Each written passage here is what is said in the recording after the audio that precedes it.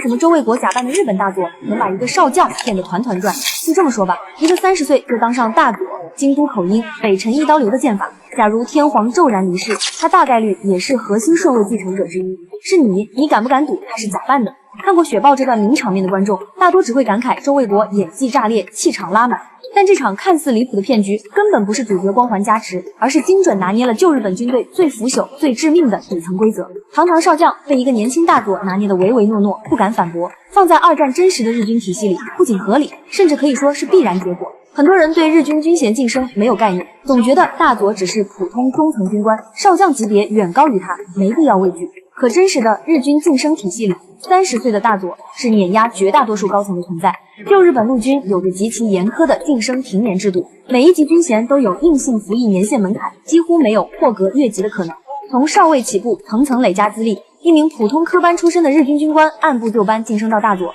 最少需要12年以上。绝大多数底层、中层军官熬到大佐军衔时，基本已经45岁往上，甚至很多人终其一生都摸不到大佐的门槛。当时日本陆军被长州藩、萨摩藩2大贵族派系彻底垄断，高层核心岗位可以说都是世袭圈层的囊中之物。普通出身的军人，哪怕能力再强，战功再多，也只能卡在中下层军衔慢慢熬，一辈子无缘高阶晋升。周卫国出场时不过30岁左右，这个年纪能坐稳大佐位置，在日军体系里就是最顶级的身份名片。在那名少将眼里，这个年轻人绝对不是普通前线军官，而是出身顶级门阀，背靠东京核心高层的贵族子弟。这种人不用靠战功熬资历，仅凭家族血统就能一路破格晋升。在阶级固化到极致的日军，资历和战功一文不值，血统和派系才是硬通货。如果说年轻的军衔只是初步震慑，那周卫国的口音和身手直接让少将彻底放弃了质疑的念头，坐实了他的顶级贵族身份。日军普通军官、前线士兵大多是关东、关西平民出身，带着浓重的乡土腔调，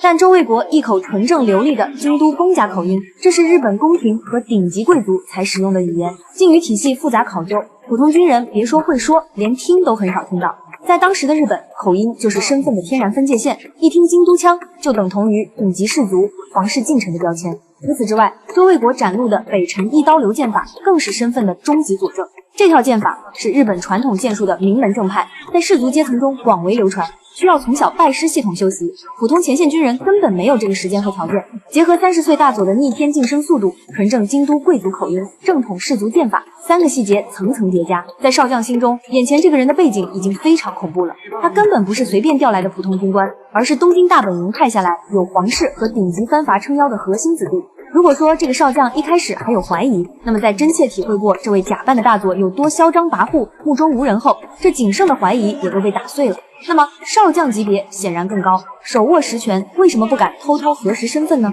因为这个少将本身就是日军体系里的混子虚职，含金量很低。2战日军的少将分2类，一类是前线作战旅团长，手握兵权，杀伐果断，实打实的实权将领；另一类就是后勤、文职、行政岗少将，大多没有一线作战部队指挥权，很多是靠熬资历和站队上位的。剧中的这位正是后者。这类文职后勤少将一辈子扎根后方，没战功，没兵力，唯一的本事就是审时度势，趋利避害。他们能在动荡的军部体系里安稳活到现在，保住军衔地位，靠的不是能力，是极致的谨慎和圆滑，从不招惹任何惹不起的人。而且旧日本军队盛行根深蒂固的下克上风气，很多手握实权、掌控前线作战部队的，根本不是年迈的中将、少将，而是30-40岁、出身顶级门阀、思想激进的佐官群体。这些年轻佐官背靠高层派系，深得大本营信任，手握部队指挥权，话语权远超养老的文职老将。在真实的日军官场里，这种文职少将最怕的就是碰到这类年轻贵族佐官，对方随便在大本营高官面前提一句不满，